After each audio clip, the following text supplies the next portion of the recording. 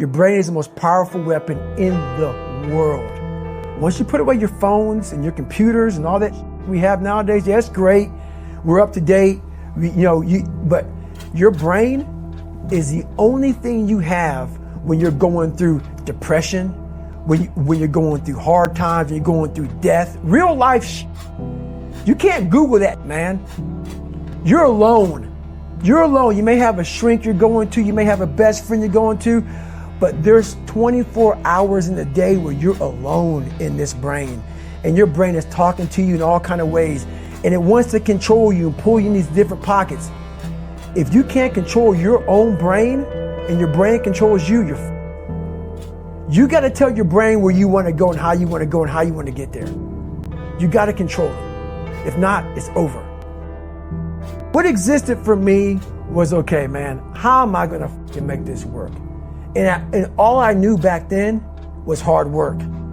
The only way anything gets accomplished. That's all I heard back in those days. You got to work hard. You got to work hard.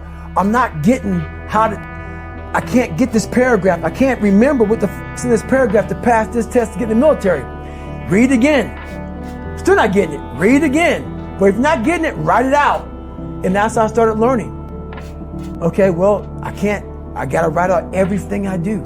And then write it out again. And write it out again. And guess what happened? I got it. I can't swim. I'm negative buoyant. Go back again. I can't swim. Go back again. Go back again. Go back again. I got it. I realized if I keep going back and going back and going back until the just becomes, your mind will say, okay, we're going to figure it out, because he is not going to stop. It's not like I'm going to try one more time. No, it's just like alarm clock goes off, boop, we're going back. I can't read right, we're going back.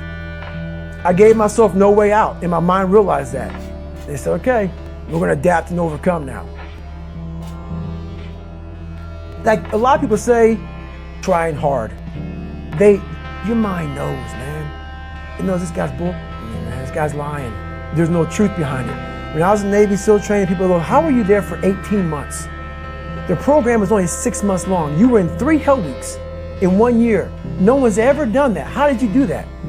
I talk about the new norm. When I lived in a $7 a month place when I was growing up for a short period of time, I loved it. I didn't know any different. That was my norm. Once we moved out of that place, we moved to a $236 a month place. I was like, I never want to go back to that little piece of shit. But if you go back to that $7 a month place and you realize this is where I live, this is all I got, your mind says, roger that, this is home. So when I was going through Navy SEAL training for 18 months and going back through all the hard parts over and over again, I told myself after the first time, I knew it was gonna be a long journey there. My body was breaking down. It was just how it was going on. I said, you know what? This is my new norm. So my mind said, it's like going to work.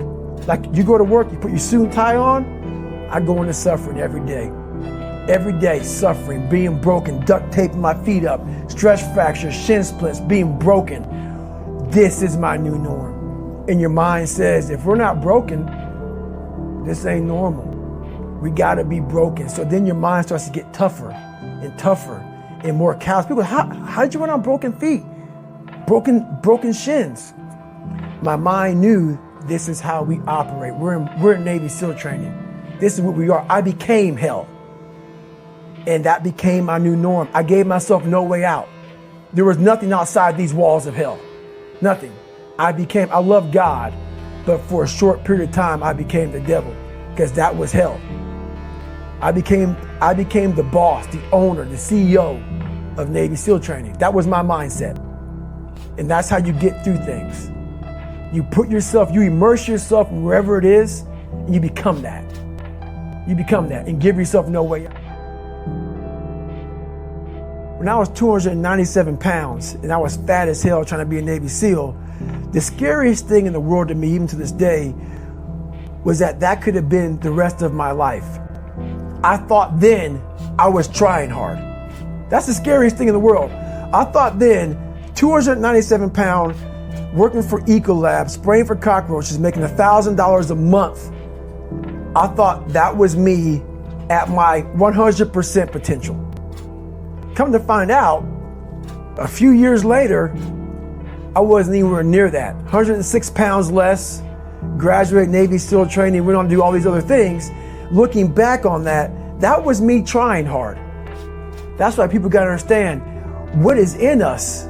We have no idea until we start trying hard. And I mean really trying hard, where you're obsessed with, hey, this is my new norm. My new norm is that, wow, this isn't always fun. It's not always meant to be fun. And that's when you know you're trying hard. People hear my story and think this guy is sadistic. I realized how the brain works. I figured out how the brain works. I'm a scared kid, and that's what gives me so much power. I had no foundation, and I built this off of just researching the mind. The feeling you get is basically invincibility. You realize that you can't do it all the time. When you need to do it, I know I can go to a place that I can live in. And when you know that you can run on broken legs and you can do certain things that a lot of people can do, but they're not willing to do, this power, this sympathetic nervous system of fight or flight, and you're fighting, it gives you this charge of energy of when you're sitting there at 3:30, 4 o'clock in the morning and you're duct taping your feet up because they're broken, and you're doing it by yourself, and you're going through arguably one of the hardest training in the world.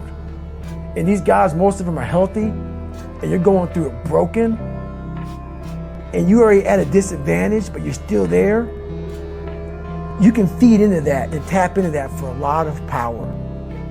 But if you look at it, well, I'm broken, man. I'm not gonna make it. But if you look at it as, man, I'm broken and I'm still here. And I'm fighting, and I'm gonna find a way to get through this because I have no other place to go. It gives you a lot of power. When things start to suck really, really bad, my brain and a lot of people's brain, they don't go to your dad beating you up. Your brain says, we gotta get out of here. This is miserable. So anger goes away a lot of times when you're suffering because your brain just says, we gotta run, we gotta go. So that anger is not popping up saying, oh, I'm gonna show them, I'm gonna show those people. No, there has to be a much deeper. When I say deeper, it has to be down to mineral soil. It has to be down to that nice mineral soil where nothing can burn. You can't burn dirt. So it has to be down that low, that literally is something in you that's at the core of your soul. But you don't find it unless you spend a lot of time with what you want to be in life. I can't give that to you. Right. You can't give it to somebody. When you find your true passion in life, and my passion for me was like, oh, I want to be, I don't give Navy SEALs, I don't give a shit. I want to serve my country. I want to be someone that I'm proud of. I want to look at myself in the mirror because I was so disappointed. That accountability mirror I talk about, I was so disappointed in what I saw every day. I wanted everybody to love David Goggins. And a lot of people did. I didn't love myself. But I knew a lot of us want to find peace first. So people say, man, you always talk about this suffering and pain. I'm at peace right now because I went through that. You don't find peace first. If you do, Merry Christmas. More power to you. More power to you. I found peace on the opposite end of finding myself. And no one really finds themselves without going through trials, tribulations, suffering, accountability. And accountability is suffering. Being accountable every day for doing right for yourself, for the people next to you, it's miserable. It's hard. So, even the smallest details.